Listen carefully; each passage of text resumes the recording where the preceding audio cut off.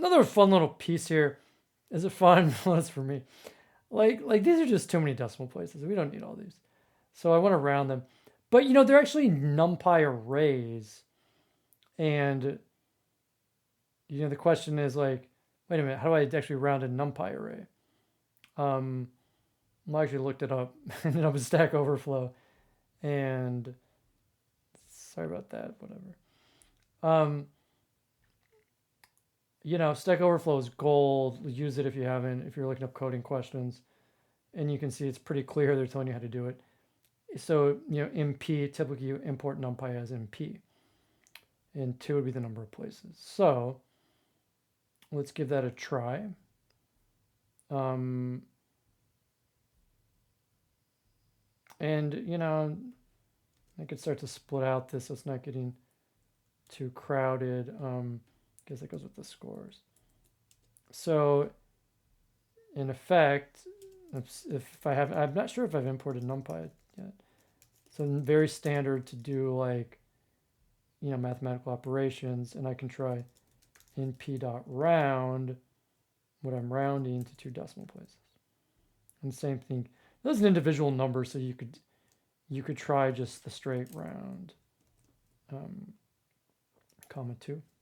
Let's see if that works. I always like to try things, you know, just try things. And that did not work. Try the NP. See, you start to live in the, oh man, this one doesn't work. See, this is the thing, I don't even know how to do it like regularly. How do you normally round? It's the dot me, and let's see. Anybody see the error here?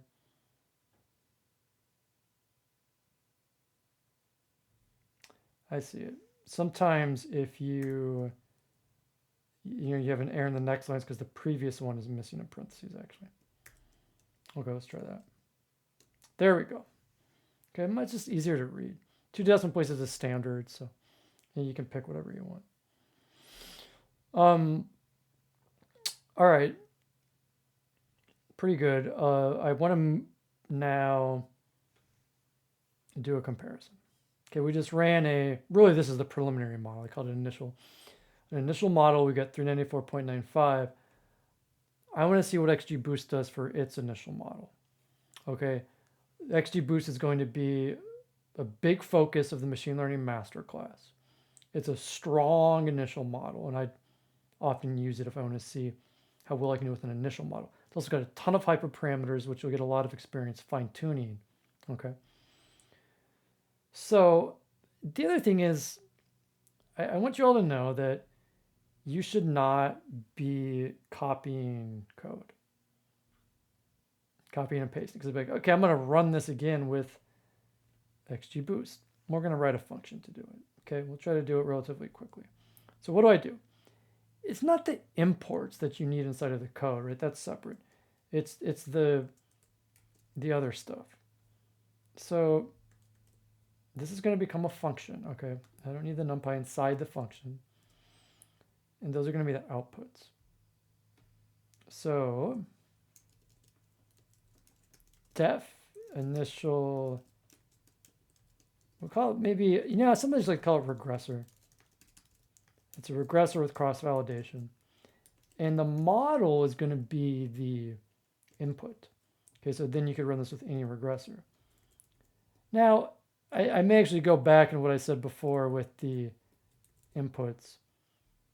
By the way, you don't actually have to return something in the model. This is kind of an advanced class. Like we don't need to return. I usually do return something, but functions are used to repeat code. And we're not using this to save anything. You know, cross-validation, it's a way of scoring models. So that really you want just the score. Okay. And instead of linear regression here, I put the model. Okay. And everything else should be the same. You could change the number of splits, you know, it's like, but we'll just keep it 5 for now. Okay. That should work. I was going to say, I want to go back on what I said about the imports, because the reality is if you don't have these imported, it's not going to work. Okay. I say that because when you take a chunk of code, sure, it's here. But when you take a chunk of code, you want that code to, like the function to work within itself. So it's good to have the imports of the function within it. So I'll also include import numpy as in P. Worry about commenting this later. I think it's a good idea to comment your function, add comments so everything's clear. It's not totally clear if you just look at this. There's a lot of code that we've been going over. And let's see if it works. Press Shift Enter to try to run it. No errors. I'm going to go ahead and check it with linear regression before doing XGBoost to see will work. And you can see it does. Gives me the same results. So now let's compare it to XGBoost.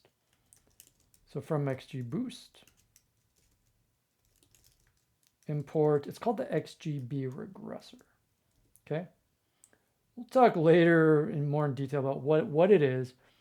Just so you know, it's a regression model, but it's a tree. And look, the comparison actually isn't even fair. And the reason why is because this is an ensemble method. So what XGBoost does, it's going to build 100 decision trees, and it's going to combine those into one final score. And it's not simply taking the average like a random forest does. It actually builds upon the errors of the previous model. So it has an edge because linear regression is one model, XGBRegressor is like 100.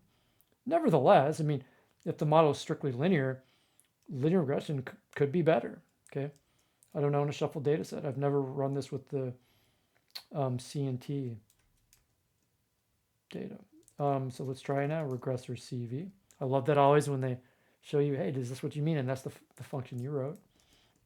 We just put an XGBRegressor, right? Because we want the model. So think about, I expect it to be better because it's just like 100 trees. I don't think this would be strictly linear, okay? So you never know though. You ready to give it a whirl? Big moment. This is our first XGBoost model that we are running. Plenty of details in XGBoost in this class coming later. Oh, we got this warning. I know how to fix the warning. I forget about this. Well, look at that. That's way better. That's actually very good.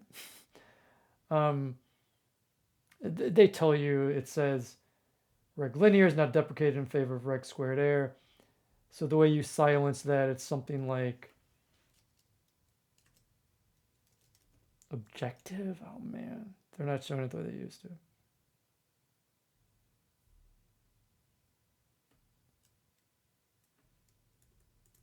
I think I'm not doing it right.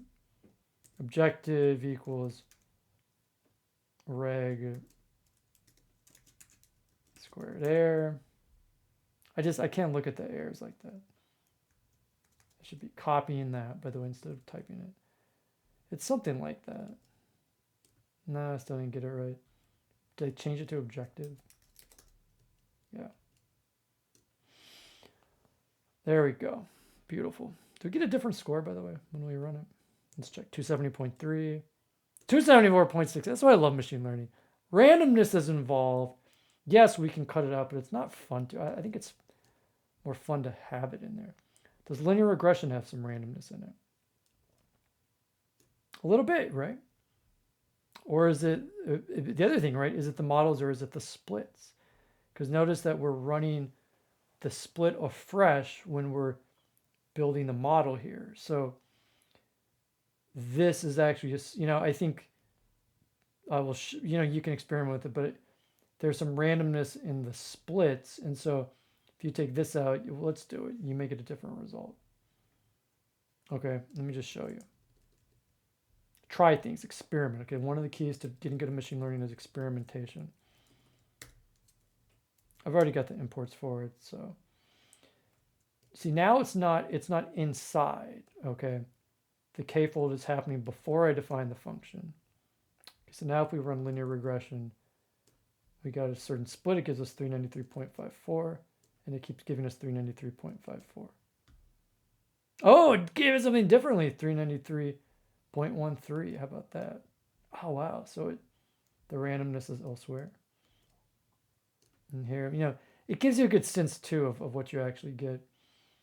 I can tell you the XG boost does have more randomness, it's implicit in the model, whereas linear regression should give you the same scores, and there can be little things to tweak to fix that. So I won't bother with it right now. There can be issues too with the timing of if you rewrite something. But this is a natural kind of like stopping point on this exact topic, which is building our initial regressor models. We see from the outset that XGBoost has a significant edge. That's a lot, right? Recall that it's over, the RMSE is over 600. So that's pretty cool.